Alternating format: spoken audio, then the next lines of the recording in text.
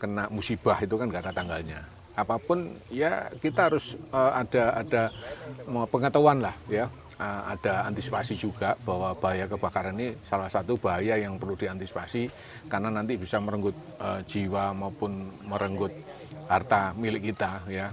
Karena kalau sudah menjadi kebakaran menjadi besar dan kadang-kadang ini kan kita nggak bisa mengatasi sendiri ya, apalagi di kota-kota besar itu untuk memadamkan ini juga tidak mudah, perlu air atau mungkin alat-alat khusus. Sementara di rumah tangga ini kan kadang-kadang ketersediaan APAR ini juga nggak semua orang itu ada ya kan. Saat ini kan kita juga ada santuan-santuan relawan atau renkar yang mulai kita bentuk Mbak ya. Saya turun ke masyarakat, saya menghimbau agar ada kesadaran ya bahwa kita membentuk beberapa relawan-relawan kebakaran di tingkat desa terutama. Ini salah satunya untuk mengedukasi bahwa bahaya kebakaran ini juga sewaktu-waktu juga bisa terjadi ya, karena musibah ini bisa sewaktu-waktu juga datang tanpa kita minta atau tanpa kita antisipasi, terus akhirnya mereka datang kan itu. Makanya edukasi yang harus dilakukan itulah dari tingkat rumah tangga, ibu-ibu atau mungkin di tingkat RT. Kita juga harus memberikan sosialisasi ya dampak-dampak kebakaran.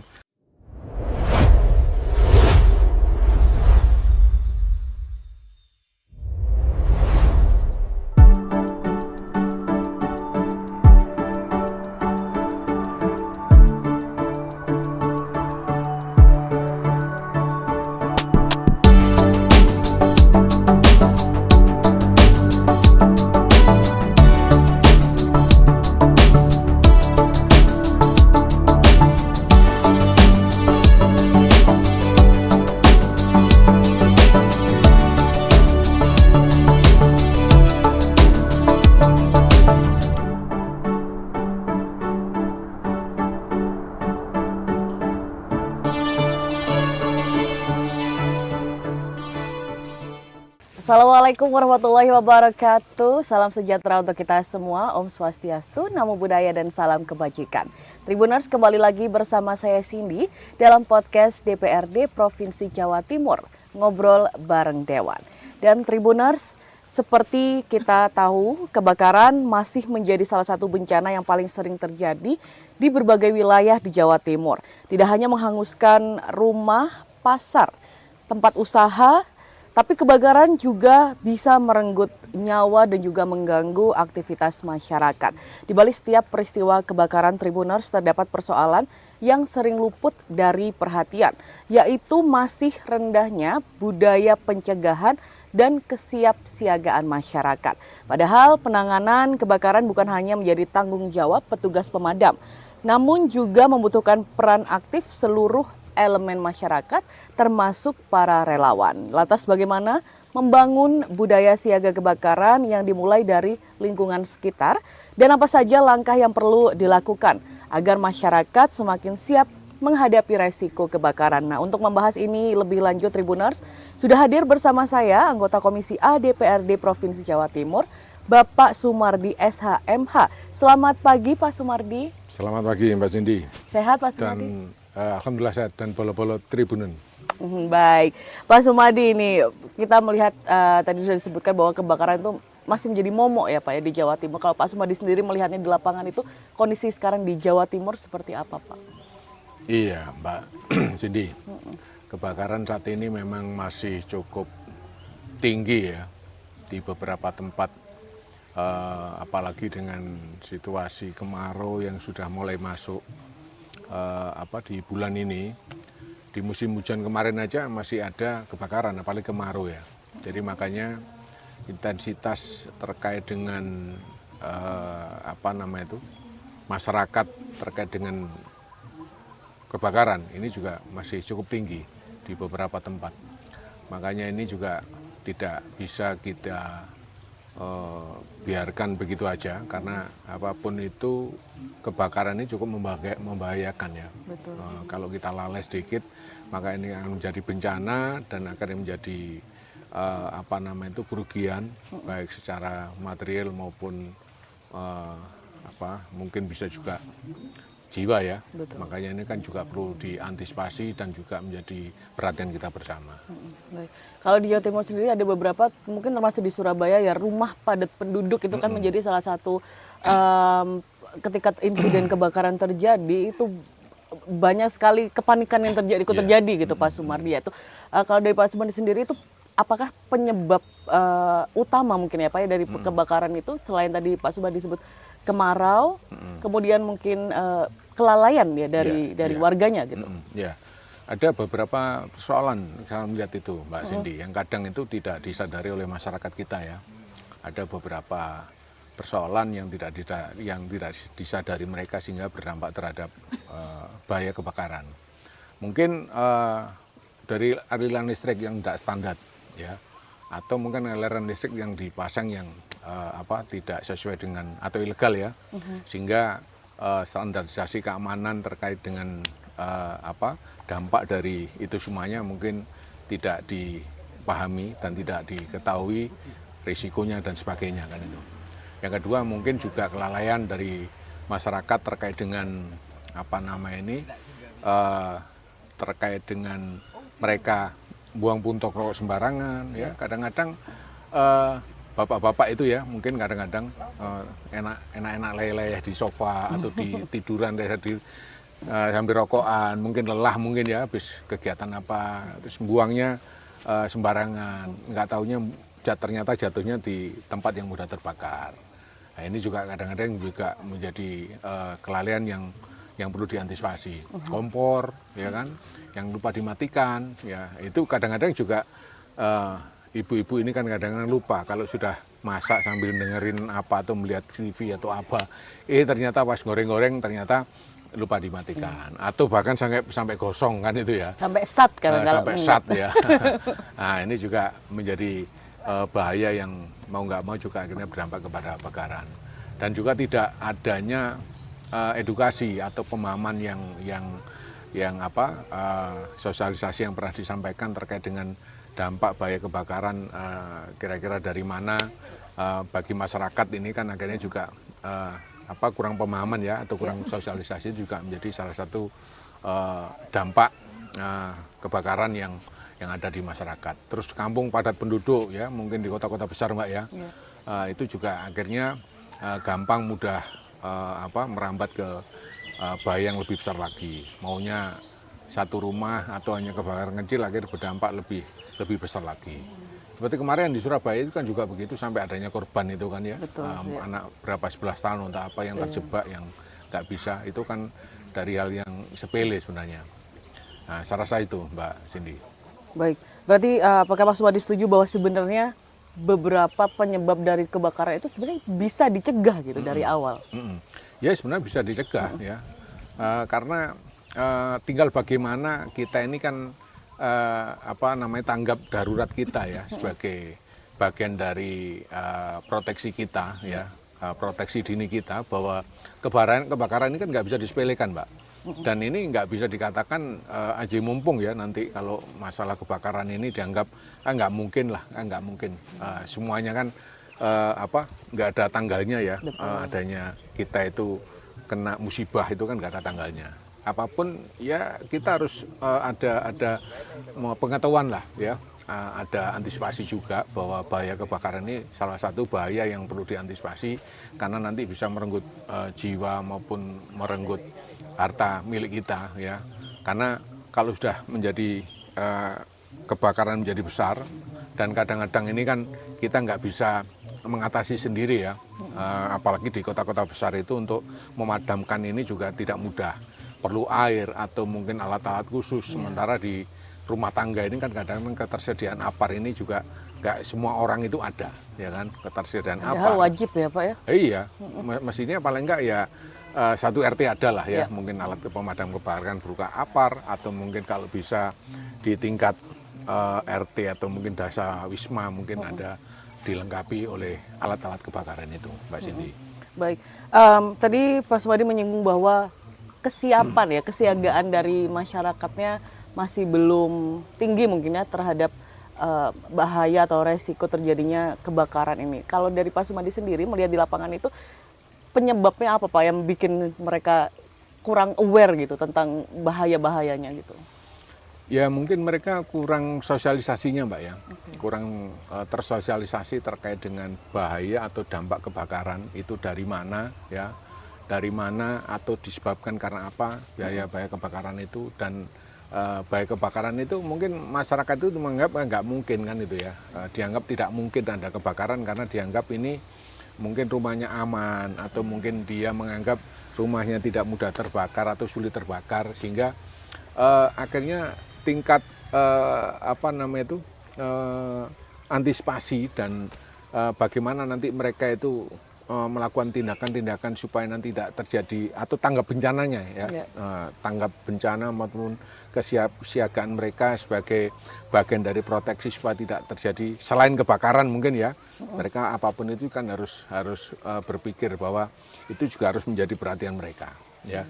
Sosialisasinya kurang ya, kurang teredukasi, ini dampak-dampak yang mengakibatkan masyarakat kurang aware terhadap bencana kebakaran itu sendiri. Makanya ini masyarakat juga harus diedukasi mestinya, terutama saat ini kan kita tidak bisa jaga Mbak ya, nggak bisa jaga mungkin petugas pemadam kebakaran yang nantinya siap datang untuk membantu untuk meredam atau supaya mereduksi terkait dengan api yang ada di situ, kan kita tidak bisa seperti itu. Paling enggak sebagai langkah awal dari kita sendiri ya, yang bisa mengantisipasi itu supaya nanti jangan sampai bahaya kebakaran itu menjadi bahaya yang nantinya malah menjadi bencana besar bagi kita. Iya. Karena itu penting sekali ya Pak Sumadi. Kalau misalkan dilihat misalkan di perkotaan, ketika banyak sekali di media sosial ya Pak, ketika damkar lewat udah bunyikan sirine. Cuman karena saking padatnya jalan, jadinya telat untuk memadamkan, jadinya mungkin yang seharusnya apinya tidak begitu besar jadi sangat besar gitu. Itu kan tidak ada yang tahu. Tapi mungkin ketika Pak Sumadi tadi bilang bahwa dari masyarakatnya punya udah siaga tentang bencana atau kebakaran itu tadi, mungkin tidak akan semelebar itu jadinya bencananya gitu ya Pak ya. Sebesar itulah nantinya dampaknya. Betul. Baik, Pak Sumadi mungkin bisa berbagi cara sederhana mungkin yang bisa disampaikan ke masyarakat tentang untuk supaya mengurangi resiko kebakaran di rumah ataupun mungkin di lingkungan sekitarnya itu. Ya paling tidak ini kan seperti yang saya sampaikan tadi bahwa yang penting kita ini memahami ya bahwa bencana apapun itu pasti juga perlu kita antisipasi di lingkungan kita, rumah tangga atau lingkungan RT atau lingkungan kampung kita. Jadi paling tidak ya kita harus mengedukasi dari tingkat yang paling bawah Mbak ya. Mungkin saat ini kan kita juga ada santuan-santuan relawan atau renkar yang mulai kita bentuk Mbak ya. Saya turun ke masyarakat, saya menghimbau agar ada kesadaran ya bahwa kita membentuk beberapa relawan-relawan kebakaran di tingkat desa terutama.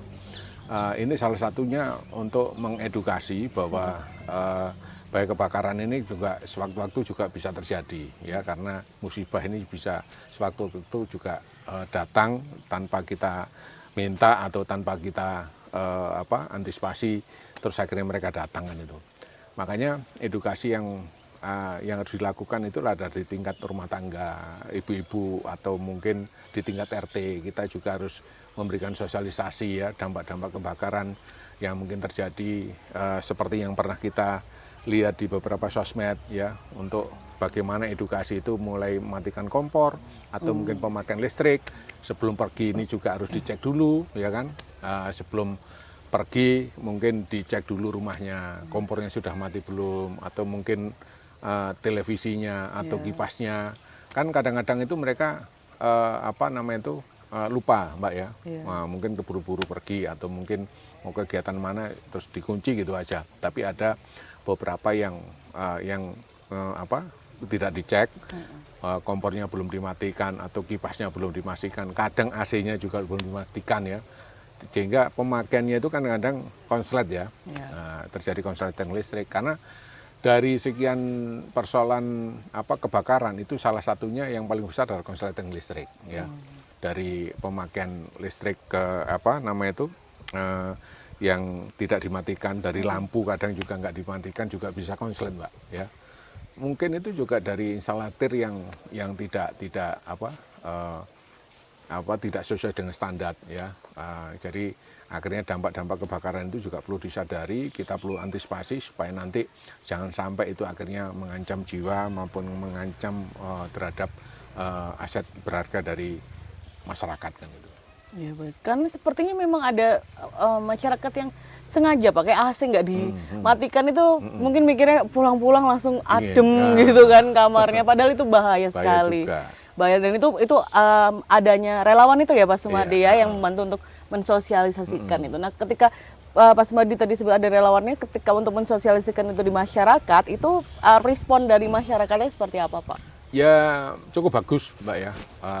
Apa namanya itu kita sampaikan bahwa perlu ada satuan-satuan relawan kebakaran yang ada di tingkat RT atau di tingkat desa. Mereka responnya cukup bagus. Paling enggak ini sebagai pembelajaran ya bagi mereka, bagi teman-teman, bahwa ternyata edukasi juga perlu, pemahaman terkait dengan bencana juga perlu, kesiapsiagaan bencana ini juga perlu, karena ini paling tidak ini kan ini bisa jadi menjadi budaya ya, bahwa siaga kita dalam apapun terjadi di masyarakat ini kan, kesiapsiagaan ini kan harus kita edukasi ya, atau bahkan menjadi pola hidup ya, atau menjadi kebiasaan supaya nanti jiwa kritis maupun melihat setiap persoalan di masyarakat ini mereka juga bisa tanggap ya, tanggap darurat atau tanggap bencana atau tanggap terhadap persoalan-persoalan di masyarakat.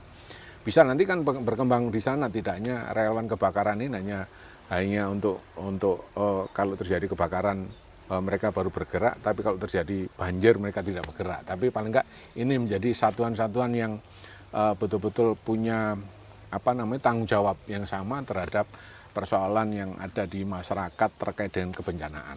Kan itu. Ya mereka cukup senang dan cukup proaktif dengan adanya kita bentuk dan ini kita edukasi juga terkait dengan kebencanaan, kita edukasi terkait dengan beberapa hal dampak-dampak bencana yang harus mereka pahami, dan nanti bagaimana untuk mengatasinya, bagaimana untuk ini mereka cukup senang juga, dan cukup positif juga menurut mereka kan itu, karena baru kali ini ternyata ada pemahaman, ternyata kesiapsiagaan bencana itu juga perlu, dan mereka diedukasi oleh orang-orang yang cukup kompeten untuk bisa memberikan transfer ilmu, memberikan edukasi yang cukup bagus ya, selama yang tidak didapat sama mereka, Mbak Cindy. Iya, karena itu sebenarnya hal penting tapi sering terlewat ya Pak ya, kayak harus siap menghadapi bencana itu, karena tadi Pak sudah dibilang tidak ada sosialisasi bahwa hal itu bisa terjadi di mana saja dan kapan saja. Jadi orang-orang kayak nggak ada kesiapan gitu di situ. Tadi berarti dibentuknya itu per RT bahkan ya Pak ya, itu mereka harus ada timnya gitu, tim relawannya gitu ya. Baik, dari Pak Subadi sendiri mungkin sudah yang dicurhatin atau yang Pak Subadi lihat di lapangan dari para relawan itu, ketika terjun mungkin apakah ada kendala yang mereka hadapi, Pak? Ya pasti mereka ada kendala dan tantangannya, Mbak ya. Karena bagaimanapun kalau teman-teman relawan ini kan satuan relawan yang betul-betul ini kita bentuk semacam komunitas ya. Jadi pasti nanti juga ada tantangan karena mereka terjun kepada pada sebuah kejadian. Ini juga perlu diantisipasi karena mereka ini relawan yang mempunyai rasa tanggung jawab saja, mereka mau untuk terjun kan itu ya. Kadang-kadang memang dampak secara nantinya bagaimana kalau sampai terjadi mereka itu ada dampak kan itu. Ini kan juga perlu kita sampaikan kepada mereka bahwa nanti pasti nanti ada tantangan seperti itu. Ya salah satunya kalau sampai terjadi seperti itu gimana ya, apakah mereka juga tercover dengan namanya asuransi, nanti kalau sampai terjadi dampak kepada mereka mungkin payung hukumnya bagaimana kan itu ya. Makanya ini menjadi tantangan sendiri, tapi yang penting bagaimana mereka memberikan tanggung jawab mereka sebagai seorang relawan yang bisa berbuat, yang bisa melakukan tanggung jawabnya bagi kepentingan masyarakat, bagi kebutuhan masyarakat terkait dengan sebuah kejadian yang ada di tengah-tengah masyarakat itu, Mbak Cindy. Ya memang tantangannya seperti itulah. Jadi kita juga sampaikan kepada teman-teman harus tetap semangat, harus hati-hati juga. Tapi kita juga tidak akan tinggal diam kalau sampai terjadi masalah kepada mereka. Baik, baik Pak Sumadi mungkin dengar langsung dari relawannya ya Pak. Sebenarnya saya penasaran nih, apa sih sebenarnya yang bikin mereka kayak relawan kan rela gitu ya Pak ya. Mereka kayak oke, aku akan volunteer, aku akan menjadi relawan itu. Mungkin alasan dari mereka itu apa Pak yang Pak Sumadi dengar itu? Mereka itu banyak menyampaikan mereka bisa berbuat lebih atau bisa membantu sesama. Itu mereka ada rasa bahagia, Mbak. Ya, menurut mereka ya. Kenapa sih kalian malah ada komunitas relawan itu yang mereka responnya cukup cepat, melebihi dari mungkin petugas ya. Jadi mereka pada saat kerja, terus mereka tiba-tiba ada kejadian, ada panggilan, mereka kan ada grup WA gitu ya, ada grup WA, ada grup komunitas, ada kejadian jam berapapun mereka juga siap. Nah ini, wah kalian sangat luar biasa kan itu. Padahal itu juga tidak ada gaji ya. Gimana kalian senang? Ya saya ikhlas Pak, saya senang karena mungkin ini yang bisa memberikan rasa puas terhadap diri saya untuk membantu sesama kan itu. Jadi makanya hujan, malam, bahkan lagi anak tidur mereka berangkat, hanya mereka berbaju relawan dan mereka bisa membantu terhadap kejadian-kejadian di masyarakat. Mereka ternyata tidak diberikan gaji atau apa, mereka cukup semangat ya, bahkan mereka sudah tidak ada berpikir bahwa keselamatan bagi dirinya sendiri kan itu.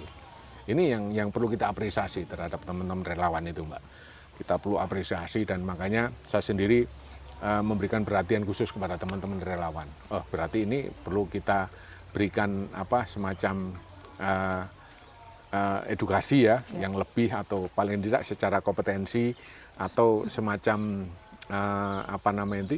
materi-materi kebencanaan bagi mereka supaya nanti sesuai dengan kompetensi yang diharapkan oleh kebutuhan terhadap kebencanaan yang ada di masyarakat.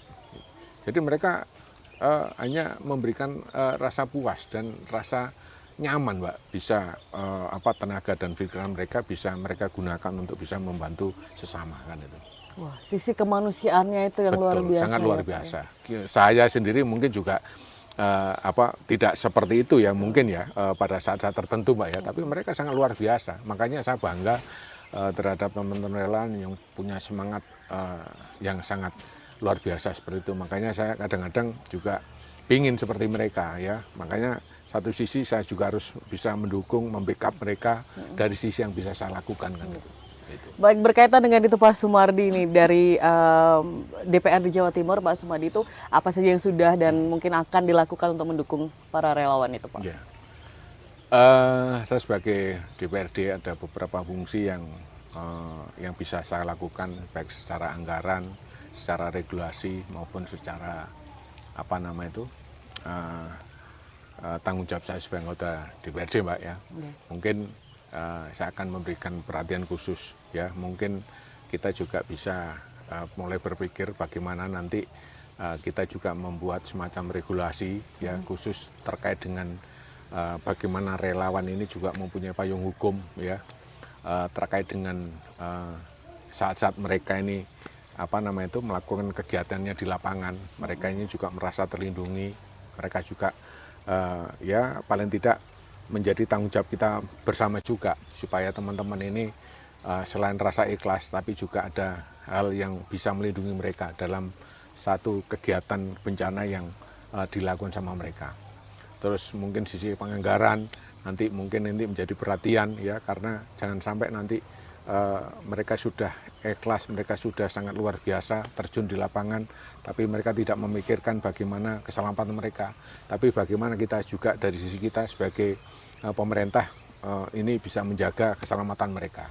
Mungkin nanti ya akan bicara masalah asuransi bagi mereka atau mungkin perlindungan hukum bagi mereka supaya nanti penanganan sebuah bencana ini juga betul-betul bisa dilakukan secara komprehensif dan juga bisa memberikan rasa aman, rasa nyaman dan juga rasa puas ya yang nanti bisa diterima oleh semua pihak ya, semua yang terkait di sini terkait dengan persoalan-persoalan yang nantinya membutuhkan kehadiran teman-teman relawan yang ada di sebuah kegiatan atau sebuah kebencanaan yang terjadi di masyarakat itu, Mbak Cindy. Baik, apakah sampai perlu ada aturan atau regulasi baru ini untuk para relawan, Pak Sumadi?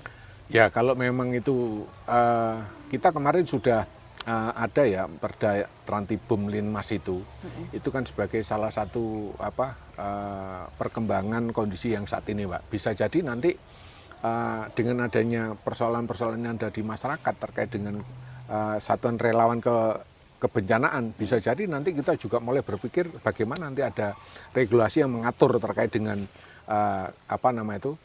relawan kebencanaan, Mbak. Bisa jadi nanti itu bisa menjadi perhatian khusus dan kita atur tersendiri kan itu. Karena sebuah perkembangan ini kan kita juga nggak tahu nanti bagaimana perkembangan berikutnya kan itu, Mbak.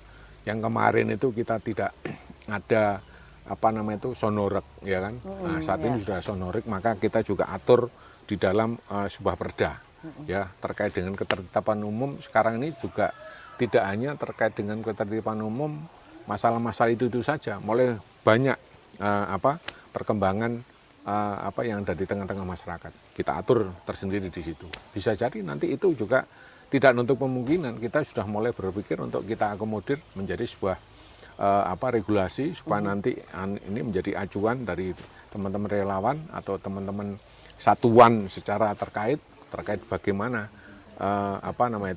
mungkin SOP-nya ya kan, SOP-nya atau terkait dengan mekanisme terkait dengan tata cara untuk menangani sebuah kejadian di lapangan ini kira-kira bagaimana kan itu, supaya nanti terjadi sebuah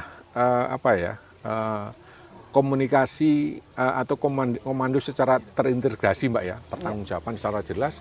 Karena saat ini ya kejadian-kejadian bencana kan sudah tidak hanya kebakaran, mungkin menjadi satu ketentuan secara komprehensif untuk bisa menjadi rujukan secara jelas kan itu, Pak. Iya, betul. Untuk bisa untuk bencana lainnya juga gitu ya, Pak. Betul. Baik, yang penting diusahakan gitu ya, Pak, yang terbaik untuk relawan, karena yang terbaik untuk relawan berarti terbaik juga untuk masyarakat. Iya, gitu. iya, Mbak Cindy. Pak Sumadi, nah dari Pak Sumadi sendiri nih, Pak, menurut Bapak bagaimana kerjasama yang ideal?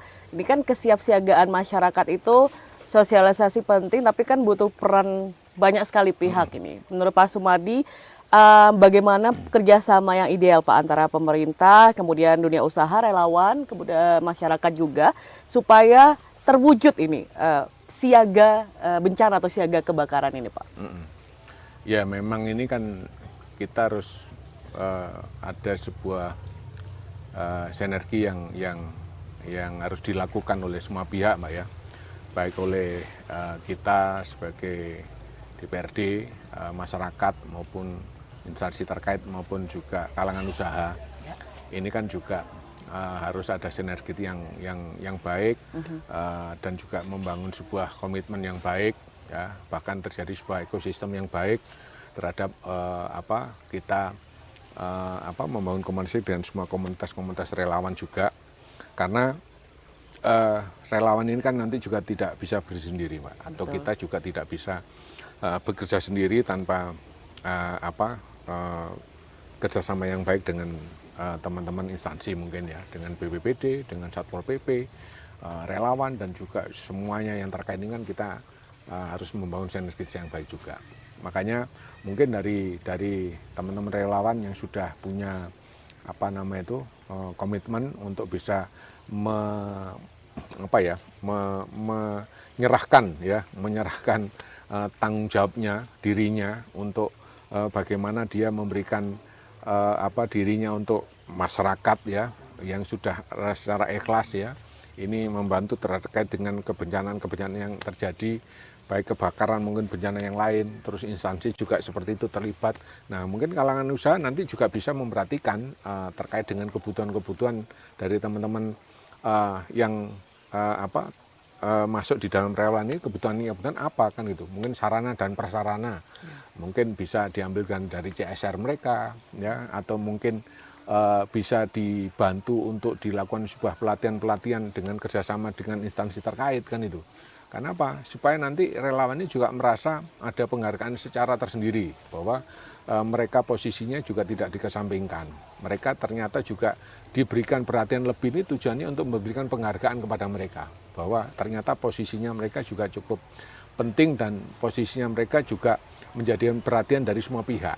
Tidak mereka itu pada saat terjadi seperti itu mereka baru kita perhatikan. Tapi pada saat-saat yang lain pasti kita juga tetap harus menjaga bagaimana semangat mereka, bagaimana motivasi mereka, bagaimana posisi mereka, supaya apa? Mereka merasa bahwa ternyata walaupun mereka sudah ikhlas, tapi ternyata ada penghargaan yang sangat luar biasa, kan itu Mbak Cindy.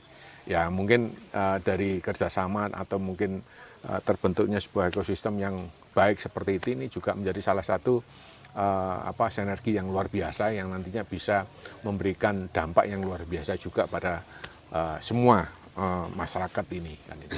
Baik, terakhir Pak Sumardi, ini mungkin pesan dari Pak Sumardi kepada masyarakat di Jawa Timur supaya lebih peduli dan lebih siap ini untuk mencegah kebakaran di lingkungan masing-masing. Ya. Monggo Pak. Ya, bolo-bolo semuanya. Kebakaran itu kan bukan nasib ya, atau bukan takdir, tapi kebakaran itu juga perlu kita antisipasi ya. Makanya mari kita sama-sama menjaga dan juga mengedukasi diri kita atau paling tidak di lingkungan kita supaya nanti kita bisa mengantisipasi persoalan-persoalan bencana yang paling kecil ya.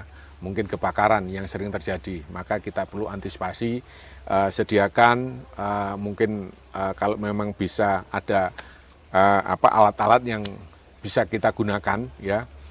Yang penting kita pahami dulu bahwa bahaya kebakaran ini juga perlu kita antisipasi dan kita juga pahami supaya nanti tidak terjadi di rumah kita atau di lingkungan kita. Makanya teman-teman tetap siaga dan tetap jaga lingkungan kita dari bahaya kebakaran atau mungkin bahaya-bahaya yang lain. Ya, tetap semangat dan juga jaga diri baik-baik dan juga supaya nanti kita menjadi orang yang berguna bagi lingkungan sekitar kita. Semangat, Bolo.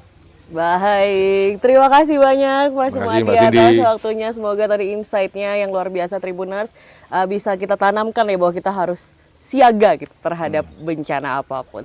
Sekali lagi terima kasih Ya, Pak makasih, Mbak Sumardi. Cindy. Terima kasih juga Tribuners sudah menonton episode kali ini. Kita akan kembali lagi dengan episode yang tidak kalah penting lainnya. Tetap di podcast DPRD Provinsi Jawa Timur, ngobrol bareng Dewan. Saya Cindy, Pak Sumardi pamit undur diri. Wassalamualaikum warahmatullahi wabarakatuh. Waalaikumsalam warahmatullahi wabarakatuh.